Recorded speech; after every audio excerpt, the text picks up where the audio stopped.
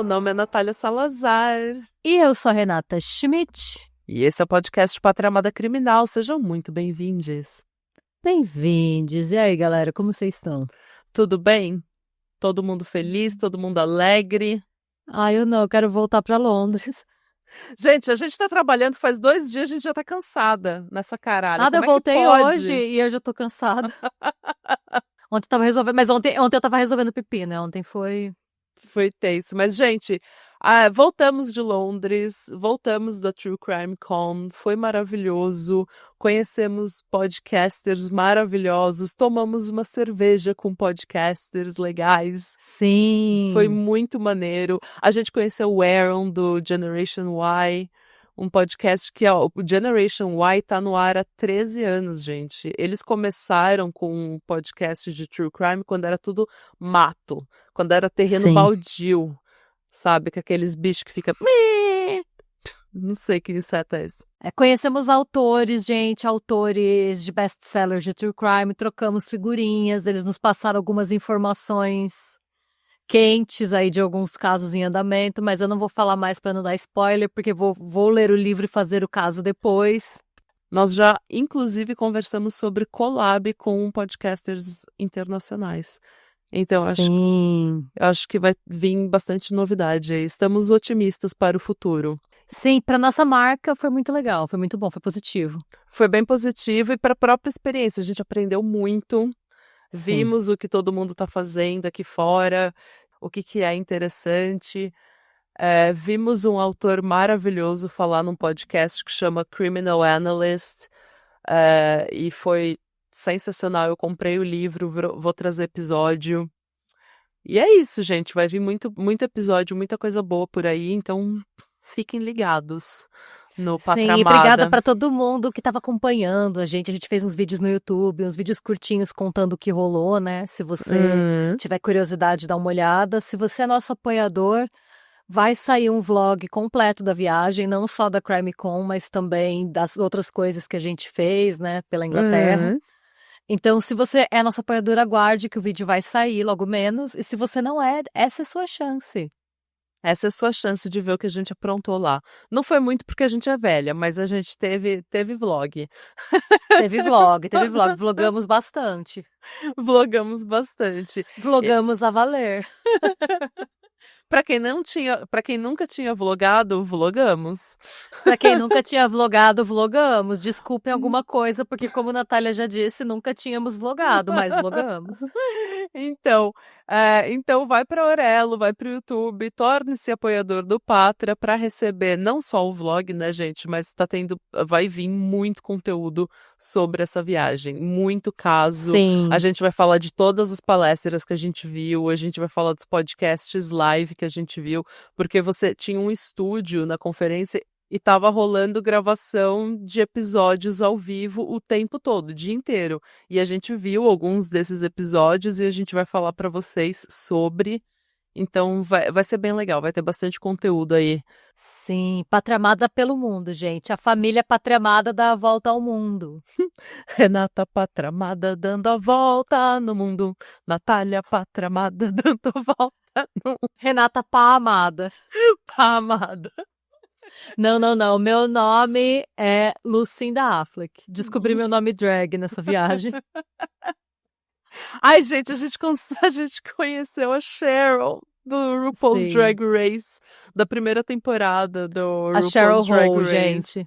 Ela, como aquela drag cheira bem, meu Deus do céu. Ela me abraçou, eu nunca vi uma mulher cheirar tão bem que nem ela. Ela era muito cheirosa e ela tava de pé há muitas horas já, né? A gente já tava há algum tempo naquele lugar. Nossa, a gente já tava há algum tempo mesmo e ela continuava cheirosa, maquiagem intacta.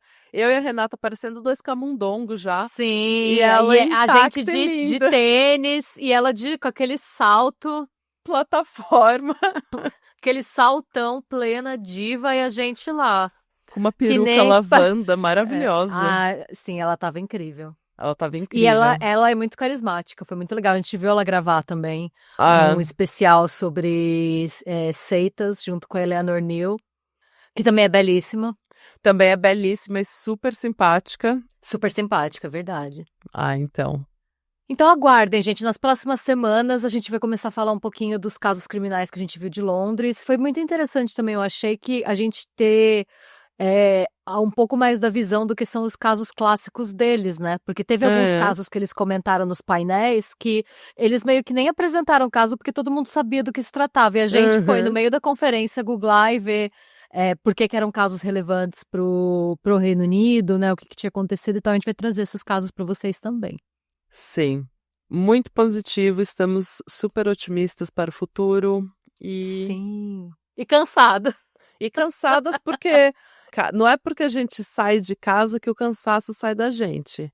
Sim. A gente voltou, a gente continua cansado. Sim, até porque a gente tem que se recuperar, porque a gente dormiu pouco. Na verdade, não, mas a gente dormiu bem.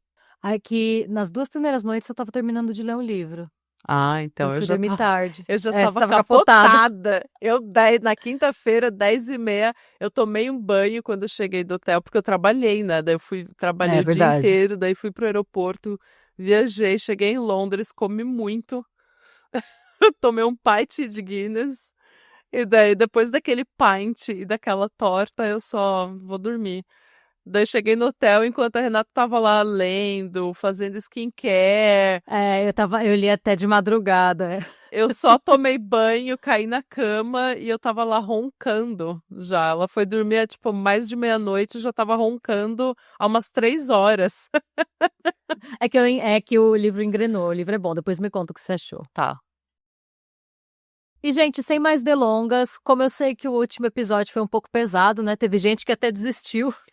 Do True Crime. Teve gente que desistiu do True Crime depois de... A gente recebeu um comentário no Spotify que foi muito engraçado. No episódio do Dennis Nilsson, a menina comentou assim: depois dessa, acabou o True Crime pra mim, não aguento mais. É isso. Então, assim, a gente pesou um pouco, a gente fez pessoas desistirem do True Crime, então eu decidi trazer um tema um pouco mais leve, gente. E se foi você que comentou, eu espero que você volte um dia. Por favor, volte. Volta que esse é de boa, gente. Eles voltaram, tá? Eles quem?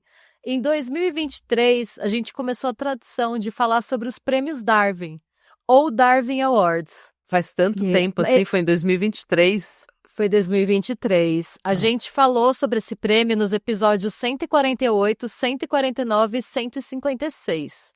Fizemos 3 já. Então, se você quiser saber mais sobre a história do prêmio, sobre por que foi criado, como, quando, por que, eu recomendo que vocês ouçam esses episódios, o 148, 149 e 156. Eles estão disponíveis em todos os agregadores de podcast e no nosso canal do YouTube também.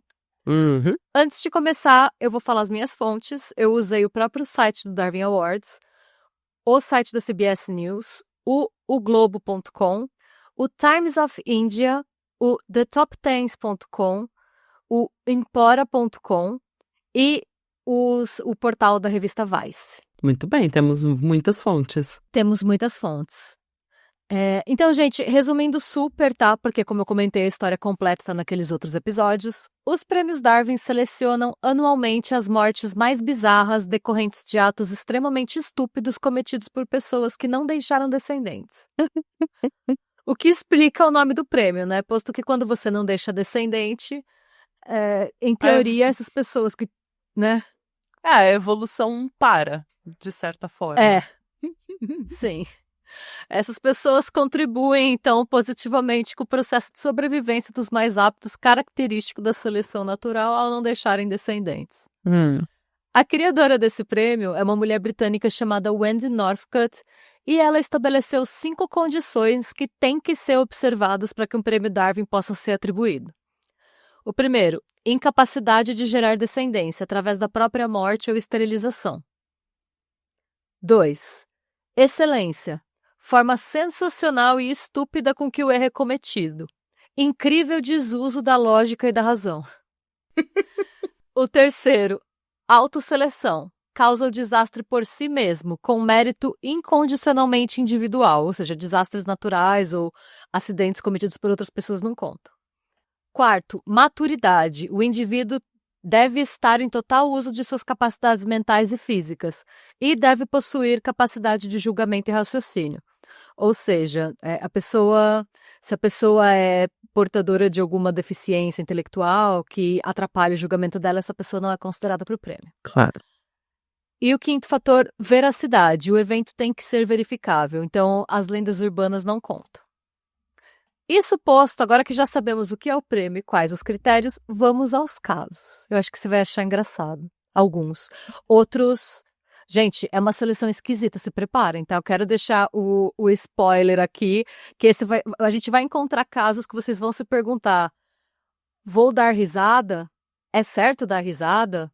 Será que não é? É engraçado, mas é horrível, mas é engraçado, mas é horrível. Então, estejam avisados. Esse é o melhor tipo de caso. Pois é. Em que a gente dá risada e depois fica mal. Ai, meu Deus, o que eu fiz? Eu sou um monstro. Exatamente. Gente, o caso a seguir, esse eu já quero deixar claro que pode rir, porque ele foi retirado de um ranking especial, disponibilizado na página dos Prêmios Darwin, dedicado aos sobreviventes, tá? Ou seja, essa pessoa sobreviveu ao que quer que ela tenha feito. Esse caso, no mínimo inusitado, aconteceu em 5 de maio de 2020, em Modesto, na Califórnia. Gente, 2020, o ápice da pandemia, né? Eu acho que uma grande parte da população do mundo estava bêbada em casa, então eu diria que a gente tem que dar um desconto. Por quê? Né?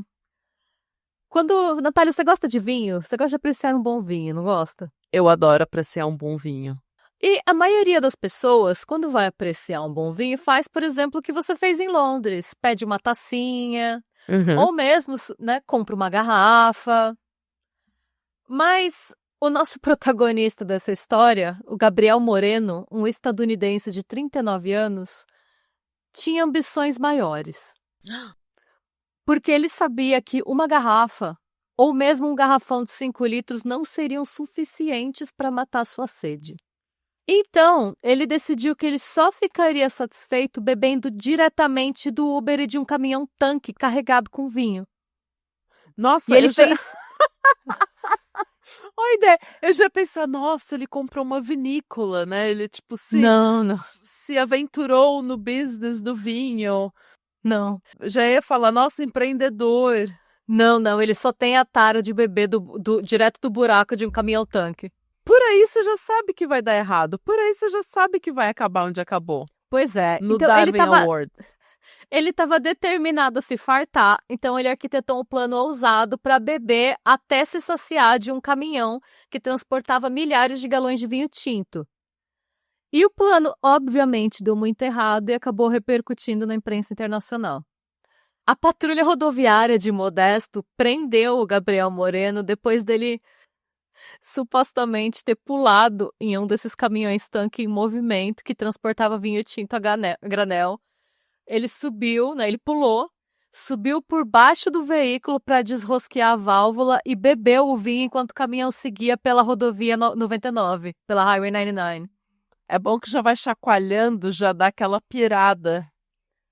E, gente, isso foi filmado pela câmera de segurança do caminhão-tanque da Cherokee Freight Lines, que foi o caminhão que ele escolheu como alvo, né? O vídeo da câmera do painel mostra, primeiro, como é que ele fez, né, para pular no caminhão em movimento. Ele foi para o carro dele, ligou as luzes de emergência e fez sinal para que o caminhão encostasse no acostamento da rodovia. O motorista do caminhão parou, achando que o Moreno estava com algum problema no carro. E aí ele queria ajudar, né? Ele foi bem intencionado ainda. E aí, no que o caminhão parou, ele viu que o Moreno desceu do carro já vestido de cueca. E aí o motorista olhou, viu que o cara desceu de cueca, falou nope, e voltou pro caminhão.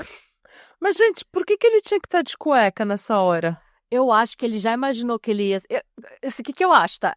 Eu acho que ele provavelmente é casado e que ele pensou no que a esposa dele ia falar quando visse a roupa dele toda manchada de vinho. Ou, de repente, ele já estava esperando essa tour dar errado, que ele ia gorfar o caminho inteiro. Porque Também. Não tem condição de você beber deitado direto da boca de um caminhão granel e daí começar e não gorfar. Também pode ser. Mas não Isso sei, na eu acho que estrada. você não planeja beber até cair pensando em gorfar. Mas é um efeito colateral comum. Eu acho que fato é que ele não queria sujar a roupa. Certo. Mas talvez ele só estivesse bebendo desde... Às vezes ele planejou isso bêbado e ele nem tava pensando. Às vezes ele só tava assim, sabe? De repente era o jeitinho dele.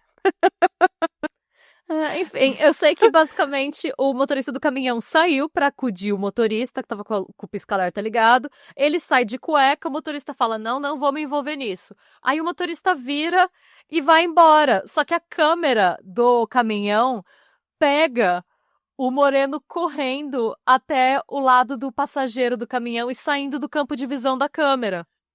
Basicamente, quando o motorista virou de costas pra ele, ele correu, deu a volta e pulou embaixo do caminhão. Quando o motorista voltou para a estrada, outra câmera, porque parece que é mais de uma câmera nesse tipo de caminhão, porque eles são grandes, né? A outra câmera registra a cabecinha dele reaparecendo e pulando atrás do caminhão. E assim, gente, quando eu digo que ele tava só de cueca, ele não tava nem de sapato, ele tava só de cueca mesmo, sem camisa, sem sapato. Ele se pendurou na lateral do caminhão e o vídeo mostra ele se arrastando e subindo por baixo do caminhão enquanto o caminhão tá lá acelerando na rodovia. E isso, o motorista na hora não viu essas coisas acontecendo. O motorista percebeu que tinha alguma coisa errada porque o medidor do painel mostrou que o caminhão estava perdendo líquido muito rapidamente. Em segundos, o caminhão foi perdendo centenas de galões de vinho. E aí ele pensou, algo aconteceu com o caminhão, e é melhor eu chamar a patrulha rodoviária, né, para checar. E quando ele desceu do caminhão, ele viu que o cara de cueca tava lá embaixo, né? Mano. Nisso, o oficial Tom Olsen, que era da patrulha rodoviária, ele disse: já ouvi milhares e milhares de chamadas. Essa está entre as 10 mais bizarras. Então, o motorista do caminhão supostamente encontrou o Moreno numa posição, no mínimo, incomum. Ele tinha desrosqueado uma válvula embaixo do caminhão enquanto o caminhão andava no sentido norte da rodovia 99. Nisso, o vinho começou a jorrar e ele estava grudado na base do caminhão, que nem uma tartaruga, bebendo o máximo que ele conseguia do vinho. Gente. E aí, o policial da patrulha rodoviária continua o relato dele. Esse indivíduo conseguiu liberar o vinho por debaixo do caminhão-tanque e se posicionou de tal forma que a melhor maneira de descrever isso seria como alguém fazendo anjos na neve. Sim. Obviamente, ele acabou sendo preso, né? Sim, e tendo uma ressaca gigantesca. Mas calma que essa história não acabou, tá? A empresa de transporte informou que perdeu cerca de 1.000 galões de vinho tinto. A maior parte foi derramada na rodovia. Dá mais ou menos 5.000 garrafas, por conta dessa brincadeira dele. Porque, obviamente, ele não tomou tudo, né? Uma parte só foi caindo. Mas a história não acaba aí, como eu comentei. Quando ele foi preso, ele ficou com aquela larica do bêbado, sabe? Uhum. E aí, o que ele pensou? Bom, fui preso, pelo menos eu vou ganhar um sanduíche. Por quê? Algumas delegacias estadunidenses oferecem um sanduíche grátis para os presos quando chega o horário de almoço. Sim. Entretanto, como eu comentei, essa história aconteceu bem no meio da pandemia. E naquela época, a Califórnia estava operando sob o chamado mandato de fiança zero. Que foi uma legislação criada com o objetivo de evitar aglomerações em delegacias. E essa prática, né, estabeleceu que os acusados de crimes menores e não violentos poderiam ser liberados rapidamente, sem o pagamento de fiança, mediante o compromisso de cumprirem condições como comparecer às audiências e seguirem outras regras estabelecidas pelo tribunal. Tá. Consequentemente, ele foi fichado e solto antes do horário de almoço do dia seguinte e não ganhou o sanduíche. Não ganhou nem um queijinho com umas bolachinhas para apreciar com vinho? Um camembert, né? Umas bolachinhas, não.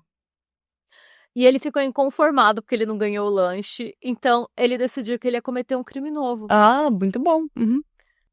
Momentos depois dele deixar a prisão, ele roubou a caminhonete de um paisagista. Uhum. A vítima, né, desse roubo ligou para o 911 e o Moreno foi preso novamente, sendo levado de volta para o Centro de Segurança Pública, no mesmo lugar. Segundo o sargento Luke Schwartz, que é o porta-voz do departamento de xerife, o Gabriel Moreno teria dito aos policiais que esperava, entre aspas, uma visita de retorno para finalmente aproveitar seu sanduíche. Sério, foi isso mesmo que ele admitiu. Mas, infelizmente para ele, roubo de veículo também se enquadrava no regime de fiança zero. E ele foi solto de novo sem o sanduíche na manhã de quinta-feira. E ele tava só o tiririca, né? Eu gostaria de merendar. Exatamente. E Gabriel Moreno não merendou, tá, gente? Ai, meu Deus. Não existe privilégio maior do que firmar uma parceria com uma marca da qual a gente gosta e na qual a gente realmente acredita. E é por isso mesmo que a gente fica tão feliz de falar sobre a Insider. Gente, como vocês sabem, nós estávamos em Londres para uma conferência de True Crime no último final de semana e o que salvou a nossa vida foram as peças que a Insider nos enviou. Além de desamassar com o calor do corpo, o que facilita muito a nossa vida na hora de viajar, as peças também são extremamente confortáveis e lindíssimas. Fora que a gente passou um dia inteiro andando naquela conferência de um lado para o outro, cumprimentando todo mundo e depois ainda foi jantar com os ouvintes. E mesmo depois de mais de 12 horas fora, a gente continuava fresquinha no final da noite. Isso porque são roupas que permitem a fácil absorção e evaporação do suor. E tudo isso estando bem vestidas, porque já passou da época de você ter que escolher entre estar bem vestida ou confortável. Além de ter os dois, você também fica pronta para qualquer mudança de tempo, porque a Insider também tem peças maravilhosas para o inverno. Meu marido que o diga, gente, porque a Insider tem uma linha de pullovers masculinos belíssima. E assim, ele trabalha fora alguns dias da semana, né? Ele faz o tal do trabalho híbrido. Então, ele tem essa necessidade de roupas de frio que, além de serem bonitas, também tenham regulação térmica, né? Porque a temperatura aqui até varia bastante. Aquele visual mais sofisticado, né? Para passar aquela boa imagem na hora de fazer reunião e tal. E, além de tudo, as peças também são anti-odor, leves por fora e quentinhas por dentro. E duram bastante, né? É bom saber que você vai ter uma peça que vai ficar bonita por bastante tempo. É a tal da roupa de frio com inteligência, né, amores? Então corre para insiderstore.com.br e use o cupom PACriminal, tudo maiúsculo, ou acesse o link creators.insiderstore.com.br/PACriminal, o PAC tudo maiúsculo, para ganhar 15% de desconto no mês de junho. Tanto o cupom quanto o link estão na descrição desse episódio, então não tem como errar. Corre para Insider e garanta suas peças maravilhosas. Sim, e depois conta pra gente como ficou. Bom, gente, essa história é daquelas que você ri sem poder. Tá. E ela aconteceu em 31 de agosto de 95 no Egito. 6 pessoas morreram numa segunda-feira, enquanto tentavam resgatar uma galinha que havia caído num poço no sul do Egito. Ai, mano. Um fazendeiro de 18 anos foi o primeiro a descer no poço de 18 metros de profundidade. Ele se afogou, aparentemente, depois de uma correnteza na água que puxou ele para baixo, de acordo com a polícia. Sua irmã e 2 irmãos, nenhum dos quais sabia nadar bem, desceram um por um para tentar ajudá-lo, mas também se afogaram. Nisso, 2 fazendeiros idosos que estavam passando na região viram o que estava acontecendo e vieram ajudar, mas também foram puxados e morreram. Os corpos dos 6 foram retirados posteriormente do poço na vila de Naslat Mara, a cerca de 385 quilômetros ao sul do Cairo. A galinha também foi retirada do poço e sobreviveu. Gente, é muito... Não parece piada? Não parece literalmente uma piada? Ai, gente, é horrível. É muito ruim. Gente, é muito trágico. Sim. E a galinha viveu, gente. Ai, gente, horrível. Eu terminei essa história de uma maneira muito conflitante, assim, porque é horrível. Mas parece piada. Mas parece uma piada. Fulano vai salvar outro, morre. Vai salvar outro, morre. Vai salvar outro, morre. E a galinha que começou esse rolê inteiro, viva. Parece uma piada de mau gosto da vida mesmo. É muito trash. Gente, e a história a seguir tem uma terceira história que é nacional, tá? É o Brasil deixando sua marca nos Darwin Awards. Ela aconteceu em 8 de agosto de 2006 em Belfort Roxo, no Rio de Janeiro, onde um homem identificado como João Paulo de Souza foi para uma oficina mecânica levando um lança-granadas propelido por foguete, com o suposto intuito de vendê-lo para o ferro velho. Mano, eu acho que eu lembro disso. Você lembra? Eu não lembrava dessa história. Como ele conseguiu esse lança-granada propelido por foguete, não sabemos. O que a gente também não sabe se ele sabia o que era aquilo, tá? O que a gente sabe é que o João tentou desmontar a arma, mas ele não conseguiu passar pelas travas de segurança e acabou decidindo resolver o problema passando com um dos carros da oficina por cima do lança-granadas várias vezes. E não funcionou, ele não conseguiu abrir. Em vez de aceitar, né, esse sinal Do universo? ele tentou abrir o lança-granada golpeando o lança-granada com uma marreta. Por um lado, funcionou. Ele abriu o lança-granada. Ai, meu Deus. Por outro, ele causou a explosão da oficina mecânica inteira e acabou morrendo instantaneamente. Ai, gente. Um amigo do João que tinha ido com ele para fazer a venda, um homem chamado Jadson Jacques da Silva, foi levado para o hospital com 80% do corpo queimado. Tinham outros 2 homens no local, mas eles fugiram. O esquadrão antibomba da Polícia Civil do Rio de Janeiro foi chamado para isolar a área e acabou localizando mais 14 lança-granadas em um carro estacionado nas proximidades. Gente, mas onde que esse povo tá conseguindo tudo isso? Eu acho que ele não sabia o que era. A polícia acredita, né, que as munições estavam sendo reaproveitadas para venda como sucata. Ai, que dó. Que dó, e que absurdo, né? Sim, Você imagina a explosão na oficina, tipo... sim. Eu acho que deve ser um negócio tão surreal. Nossa, gente. Essa me deixou triste. Sim. Porque eu acho que ele não sabia o que era, o que ele estava fazendo. Então acho que foi mais ignorância mesmo. Ele Sim, não, total. Se a pessoa soubesse que era o lança-granada, ela não ia ela não ia fazer tudo isso, né? Ela não ia passar com o carro por cima. Sim. Não, é Esperamos. triste. É triste. É bem triste. Essa quarta é bizarra e a gente vai rir sem poder. Ai, meu Deus, tá. Essa história ficou conhecida como o homem mais macho da Polônia. Essa história aconteceu em 95, em uma área rural do país, onde o fazendeiro polonês Krzysztof Asniski, de 30 anos, estava bebendo com amigos. Em determinado momento, não sei porquê, tá? Eles decidiram se despir e, usando apenas suas cuecas, eles decidiram jogar o que eles chamaram de jogos de homem. Nada aí tá dizendo. Esse tipo de jogo a gente conhece no Vale como outra coisa. Não, mas sabe o que era? No começo, os tais jogos de homem consistiram numa brincadeira de lutinha em que uns acertavam as cabeças dos outros com nabos congelados. E quem aguentasse mais pancadas venceria. Homem vai fazer de tudo ao invés de ir para uma terapia. Sim. Entendeu? De conversar com a esposa, de dar um abraço no pai. Pois é. Então, assim, tava tudo esses homens de cueca na fazenda se batendo com o nabo congelado. Só que eles não chegavam no resultado da disputa de quem era o mais homem, porque tava todo mundo tomando porrada igual e nada acontecendo, sabe? Não tinha uma conclusão de quem era o mais homem Eu ali. acho que todo mundo queria ser mais homem.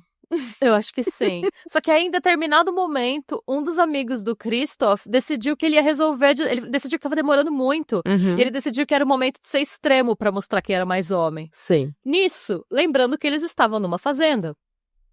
Ai, meu Deus.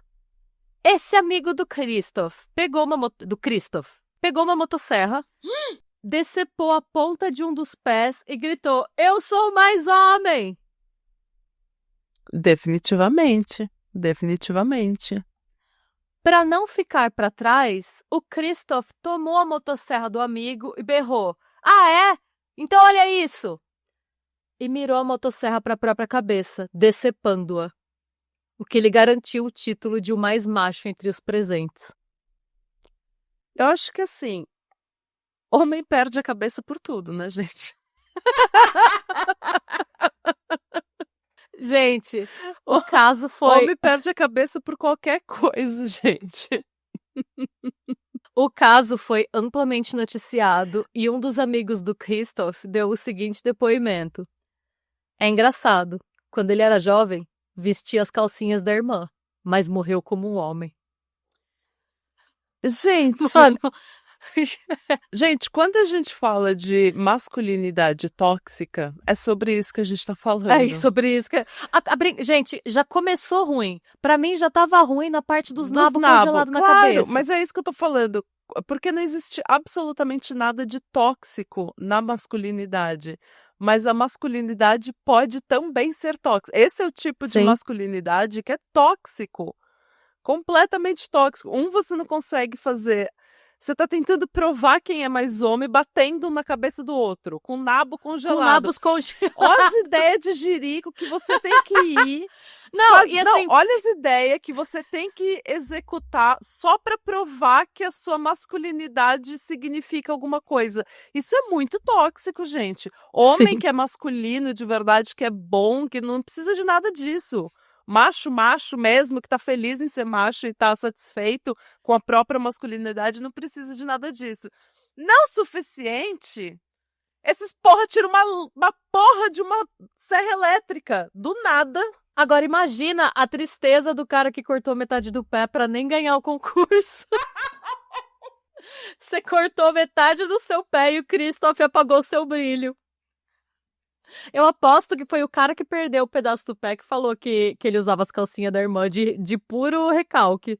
Ai, gente, podia, tá vendo? Podia só ter usado as calcinhas da irmã, podia ter virado uma drag linda, igual a Cheryl, podia ter feito Podia. tanta coisa criativa e melhor, e mais masculina, e mais Do que cortar a própria cabeça com uma motosserra. É. Ai, gente, Pois é. essa da... A gente não sabe se a gente riu ou se tem pena. É. Coitado, eu tenho pena, porque é uma criança que claramente não foi abraçada o suficiente Sim, quando era não, real. criança. E assim, eu acho que todos ficarem de cueca já era uma prova de masculinidade. Tipo, vamos ver quem fica mais tempo de cueca no frio. É, então, ou você pode, por exemplo, ir carpir um terreno. É. E lavar uma roupa, entendeu? E pintar uma casa, e fazer um crossfit, e fazer um macramê, e Sei fazer uma lá, começa um make. hobby, sabe? Qualquer coisa. Vai jogar videogame, até jogar videogame é Vai, menos... entendeu? Vai jogar um Super Mario, um Sonic. Tem muitas opções de hobby que não envolvem uma motosserra e nem nabos congelados. É, Tá na fazenda, pega um trator, começa a trabalhar, sabe? Faz alguma coisa mais criativa e produtiva com o seu vai tempo. cortar lenha pro inverno, né? Vai se preparar pro inverno. Fica a lição. Vão-se as cabeças, ficam as lições que aprendemos até aqui. Vão-se as cabeças, ficam os nabos congelados. Exato. Essa é a vida. Nenhum nabo foi ferido durante essa história. Bom, gente, o caso a seguir aconteceu em maio de 2004, no Texas, e entrou para os anais do Darwin Award. Vocês vão entender por quê. O nome dessa história é Uma Gota Nunca Tocou Seus Lábios, ou levando o termo bêbado de merda a um novo patamar. Como a gente comentou no início desse episódio, né, para se qualificar para um prêmio Darwin, a pessoa precisa se remover, né, do pool genético por meio de uma aplicação impressionantemente errada do bom senso, né? Uhum. E 3 litros de vinho pelo reto só podem ser descritos como impressionante e contrários ao bom senso. Sim, eu diria. O autor dessa proeza era um homem de 58 anos conhecido como Michael, que não só tinha um problema com o consumo de álcool, como também tinha um hábito no mínimo peculiar. De acordo com a sua esposa, Michael era viciado em álcool e em enemas.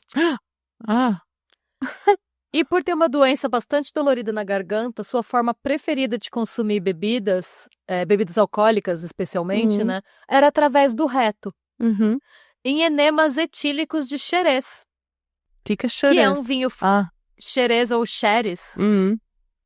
É um vinho fortificado e licoroso típico da Espanha, conhecido por ter um elevado percentual de álcool, tá, gente? Para dar uma ideia, um vinho Merlot, por exemplo, tem entre 12% e 14% de álcool, ao passo que o Xerez tem entre 15% e 22%. Tá. E o que acontece quando você consome álcool pelo reto, né, gente? De acordo com uma matéria da Vice, escrita por Jeff Winkler e publicada em novembro de 2012, o enema alcoólico, chamado nos Estados Unidos de butt chugging, algo como literalmente encher o cu de pinga, permite que o álcool ignore a filtragem do fígado e outros processos metabólicos. Assim, o etanol entra direto na corrente sanguínea através da veia cava inferior. Basicamente, você dá um curto-circuito nas defesas contra a intoxicação do corpo colocando bebida nele pela bunda. Espera-se que isso provoque um barato intenso, quase instantâneo. Então, basicamente, era isso que o Michael fazia quando queria encher a cara. Até que, em determinada ocasião, ele acabou exagerando nos enemas e consumindo, pelo reto, aproximadamente 3 litros de xerez e acabou dormindo. Mano. Quando essa quantidade de álcool é consumida via oral, a reação esperada é que a pessoa ou passe mal e vomite ou apenas pare de beber e durma. Qualquer que seja o cenário, né, quando você bebe, fato é que o consumo de álcool é interrompido quando você chega nesse estágio. Sim.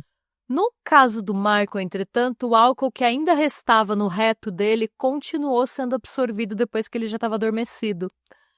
E ele morreu. Com um nível de álcool no sangue de 0,47%. Meu Deus. Pois é. Ele literalmente tomou no cu. Sim. Por isso que eu falei que esse caso entrou para os anais dos prêmios Darwin. Ai, gente, eu não sei se eu... É. Eu tô tentando, entendeu? Praticar a empatia aqui, mas tá muito difícil.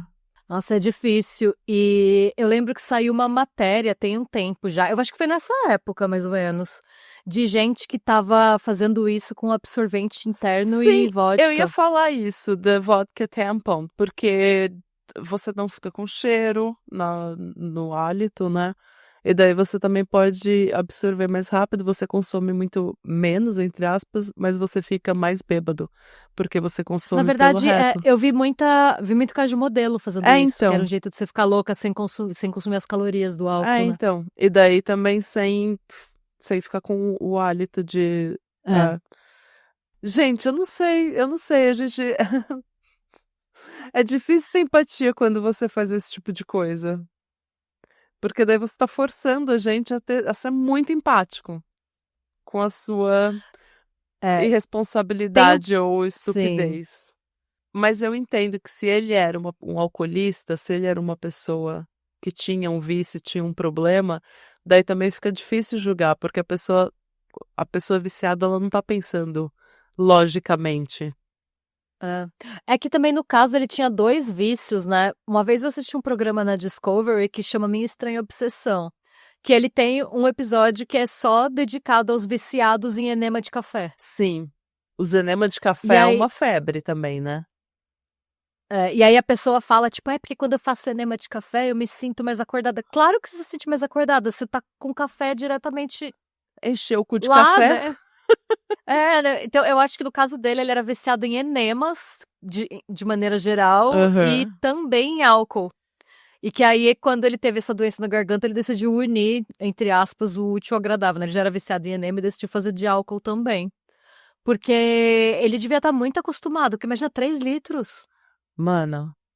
É muita coisa. Ele devia estar num nível de dependência absurdo já pra fazer... Dos 2, inclusive. Ai, gente. Eu fico com dó, mas é muita, sabe? Eu falei que é complexo, são sentimentos conflitantes nos Darwin Awards. Porque eu quero ter empatia, eu fico com dó, especialmente, principalmente tendo um pai que era alcoolista. Eu não sei. Eu tenho... É que força a nossa empatia, sabe? Força a nossa empatia, a nossa simpatia também. Sim, não, A nossa tolerância. É complicado. Tristeza. E bom, gente, para encerrar, um caso que algumas pessoas consideram kármico. Me conta, quero saber o que você acha. O caso a seguir aconteceu em Idaho, em 2001, quando um homem chamado Marco estava dirigindo uma van cheia de amigos de volta para casa depois deles passarem um dia na montanha. De repente, no meio do caminho, os freios da van falharam e o carro passou a dirigir rapidamente em direção a um penhasco. E aí, em uma manobra que pode ser descrita tanto como trágica quanto como filha da puta, dependendo do seu ponto de vista, né?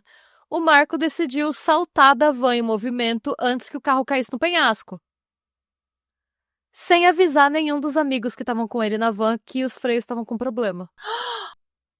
Ele só pulou sem falar nada, deixando os amigos dentro de uma van desgovernada e sem motorista rumo a um penhasco no meio de Idaho. Gente, é muito filho da puta. Sim, obrigada.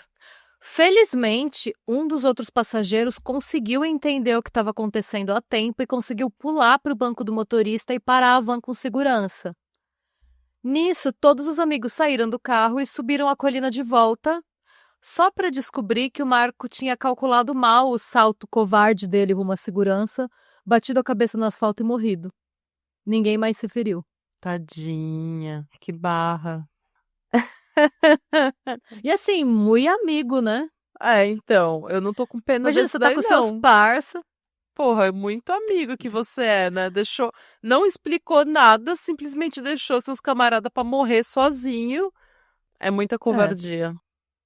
Sim. E são esses casos que temos pra hoje, gente, um pouquinho mais curtinho, porque as tias estão cansadas da viagem, mas um pouquinho mais leve também. Claro, estamos falando de morte, são casos Terríveis. horríveis, mas são casos um pouquinho mais leves, né? Tendo em vista Darwin Awards, eu acho, pelo menos. Não, eu gostei. Desses todos, qual você achou mais bizarro? O da motosserra. Eu acho que eu Hands também. down, tipo, não é nenhuma competição. Assim, não existe É que competição com aquele. Porque é tão inútil, é tão desnecessário. Tipo, você vê as outras, 6 pessoas se afogaram tentando salvar alguém. Sabe, O cara da van tentou salvar a si mesmo. mas ele tava tentando salvar. Tinha alguma coisa acontecendo, entendeu? Ele Tinha. reagiu super mal a uma situação horrível que a gente não sabe como reagir até estar nessa situação. A gente nunca sabe como a gente vai reagir a uma situação extrema até estar nela. Então, de repente, Sim. ele nem era filho da puta, de repente ele só reagiu muito mal a uma situação extrema. Tipo Seinfeld, você lembra do George Costanza? O episódio em que a festinha da mulher que ele tá saindo.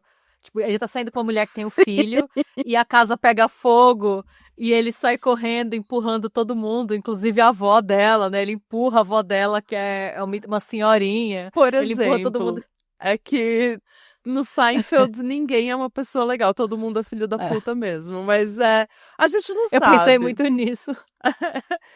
Decisões ruins foram tomadas, mas assim, o da motosserra não tinha nenhum motivo pra acontecer. Eles queriam ver quem era o mais homem de todos então, eles. gente, olha o nível de masculinidade tóxica, olha o que vocês estão fazendo com vocês, sabe? Pra Eu acho que provar a que é lição que homem. fica é que nem sempre ganhar é uma coisa boa. E nem sempre ser o mais macho numa sociedade que isso é masculinidade é um privilégio, é bom. Às vezes tá tudo bem ser uma pessoa que eles chamam de beta pra ficar vivo e ficar bem e ter um relacionamento feliz e ter amigos.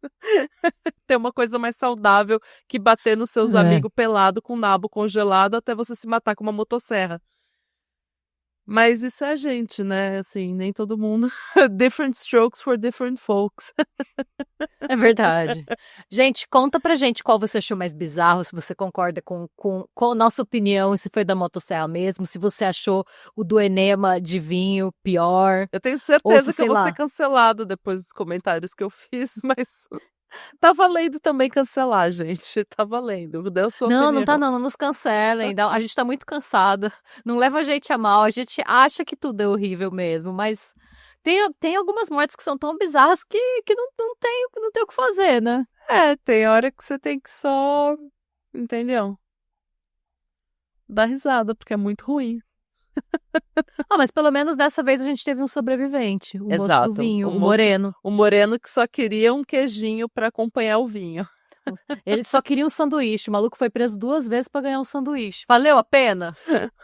Eu pergunto. Gente, não sei. Mas mostra também o quê? Comprometimento. Entendeu? Vá atrás de seus sonhos. Se você quiser um sanduíche, você trabalhe pra ter esse sanduíche.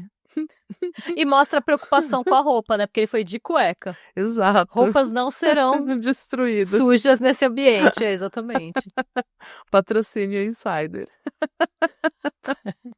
Não destrua suas roupas. Ai, gente. Mas é isso, muito obrigada pela sua audiência. Eu adorei esse episódio. Muito obrigada, dona Renata Schmidt. Eu que agradeço a sua atenção e a sua paciência. E Comigo batendo na mesa. vai tirar tudo na edição, tá tudo bem. E é isso, gente. Até a semana que vem. E beijos. E cuidado, gente. Não perde a cabeça por uma motosserra, Não. tá? Tchau. Tchau.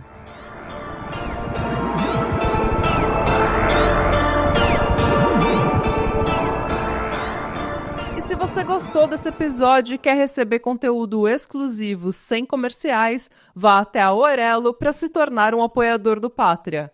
Você também pode se inscrever no nosso canal do YouTube para episódios inéditos todos os domingos. E agora sim, tchau!